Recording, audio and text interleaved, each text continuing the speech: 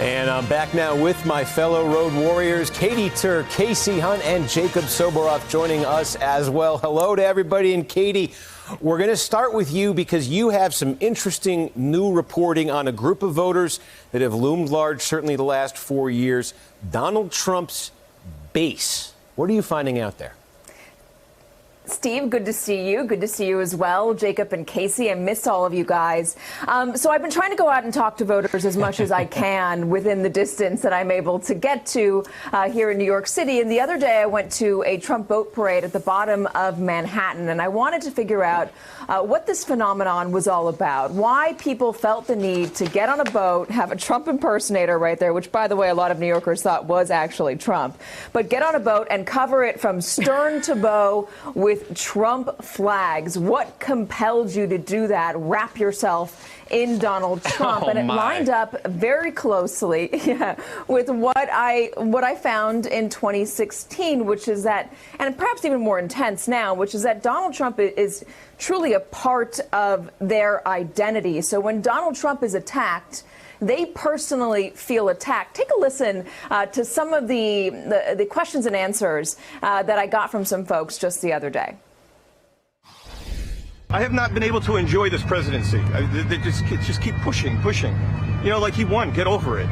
You know, so I'm not antagonizing. I love that he's president. You know, like why can't I enjoy that? Do you think he's a part of your identity? Is he a part of my identity? Yeah, I mean, like, did you wear George Bush shirts and come and do George Bush parades and wave George Bush flags? But I didn't need to because the press wasn't so hard on George Bush. I mean, they don't want to spin it so great for him or anybody else. Do I feel victimized? I live in Manhattan. I live in the Upper West Side. Every moment when I walk, as soon as I walk out the door, people get political on me. From the second I walk out, I go into a bar. Get out. You're not welcome here. Wherever, people knocking off my hat, fights, people pushing me, spitting on me, throwing eggs at my house in the Upper West Side. So victimized is an understatement, and we're actually getting kind of tired of it. Enough is enough. Right now, if you're a Republican, you're evil. So you can't really, I mean, the cancel culture, you could try to get like 2 arguments in, and then you're referred to as sad or a Russian bot. So this is really important for this coming election, not just for Donald Trump, but for Republicans in general. Take a look at this poll from NBC News and the Wall Street Journal, and it shows you when you ask Republican-leaning voters and Republican voters who they identify with, the Republican Party or Donald Trump, the majority, almost the majority, say that they identify as President Trump supporters, a lot more than those who say they identify as GOP supporters. And among those who identify as Donald Trump supporters, say that they approve of him 99%. There's also this, which I saw during 2016. You're seeing it a lot again now. This shirt, if you don't like Trump, you probably don't like me. Again, pointing to Donald Trump as part of people's identity. And I think it's important to keep this in mind because the support is so fervent. It is so cemented because, again, for them, it is about identity. Trump is who they are. And so they're going to go out and vote for Donald Trump no matter what. And that's part of why you're seeing Donald Trump bring in all of these culture war issues when he goes out on the campaign trail and when he speaks to the press at the White House, trying to convince every single 2016 voter that came out for him that it is them versus Donald Trump, as in it is them versus you. It is the Democrats and everybody else versus you. You need to come out because this is your livelihood. This is your survival that you need to come and vote for. And Casey, I find this to be so interesting because when you talk about, are there persuadable voters you can convince, hey, listen, maybe what the president is saying isn't true, even when you have the facts in front of you, even when you have the president's own words in front of you, they're not convincible. They're not seeing it because it doesn't line up with with what Donald Trump said. And I imagine that this is making it very difficult for a number of Republicans right now who are also up for re-election as they try to navigate the waters in their own states, like what you were talking about with Von Hilliard a moment ago with Martha McSally.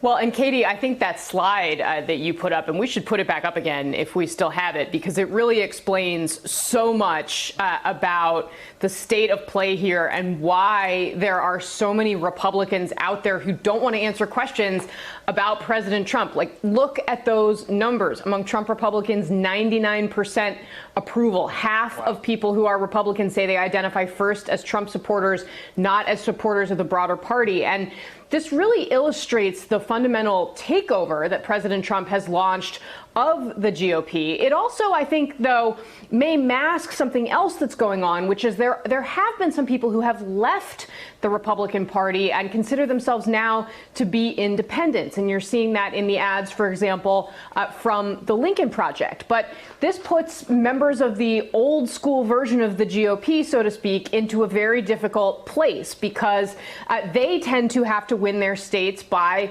bringing independent voters on board. You know, Mitch McConnell has in particular focused very much on making sure he's nominating candidates that appeal to a wider audience. But as we talked to Vaughn about, and this is true in some other states across the map, a lot of these Republican Senate candidates are running behind President Trump in the polling. So the polling will show, and Steve knows this very well, that Donald Trump is a couple of points ahead of the Republican Senate candidate. And that's because that coalition, that same coalition, doesn't exist for that reason, Katie. I mean, a lot of these folks are not necessarily culture warriors in the mode of Donald Trump, and he clearly has brought some new people into the process. And, Jacob, I'm curious. I know you spoke to so many voters in 2016, some of whom ended up voting for Trump. I know you were in Arizona talking to some voters, particularly about the immigration issue. What sticks out to you in terms of what you heard then and what you're hearing now? This is making me very wistful, Casey and Katie and Steve, because I've been stuck in my laundry room for much of this election. And honestly, when we used to do this together and we used to be out and be able to speak to so many people, we really were able to, and credit to Vaughn and credit to Shaq and credit to Tremaine, people who are out there right now, we used to be able to understand what life is really like. And I think COVID has made that so hard for people who are in our position. And the reality is, what I wanted to do is go back. There were people who were Democrats, obviously, who were given a look at Trump because of the state of affairs in their areas at the time. And obviously the election results reflected that. One person who I remember spending time with fondly was Andrew Jackson, not the president, obviously, who lived in Euclid, Ohio, outside of Cleveland. It was one of the many places across the country where manufacturing was decimated. The message of President Trump, despite the fact that this gentleman was a Democrat, didn't end up voting for President Trump, meant a lot to him. And so we actually went back, looked at what he had to say, and then I followed up with him recently. And I'll tell you what he said on the other side of watching a little bit of what he told me in 2016. Take a look at this, guys. As you can tell, a lot of the storefronts are empty. Right. And it's because of the local economy in this area. Closed. Ice cream shops that are closed. Closed. Wow. And so, what's going on over at Cleveland Range? Well, we're closing. How many people work here? We had over 200 at one time. And how many are losing their jobs? About 170 people are losing their jobs. Whoa, so out of the 200, almost everybody. Almost everyone will be gone. So Mr. Jackson spoke with Arnie Hakela, the producer who I spent, all of 2016. He was my work husband on the road with just yesterday. And he said things are 10 times worse now in Euclid, Ohio. Cleveland Range, they make steamers, food steamers, has left. They're out of the country at this point. And COVID has made things even worse. And I think that what this really underscores for me is that both Democrats and Republicans economically have failed these parts of the country. What do they do now? It's a question that so many voters will be thinking about, and obviously is going to come into play. Look, I live in L.A. There are 60,000 homeless people sleeping on the streets here. It's an undeniable fact that neither party has been able to solve the economic crisis, that inequality continues to grow. And it's an issue, obviously, that I'm keenly interested in. And I think that, we'll see play an outsized role, as you guys know well, in the election. Steve?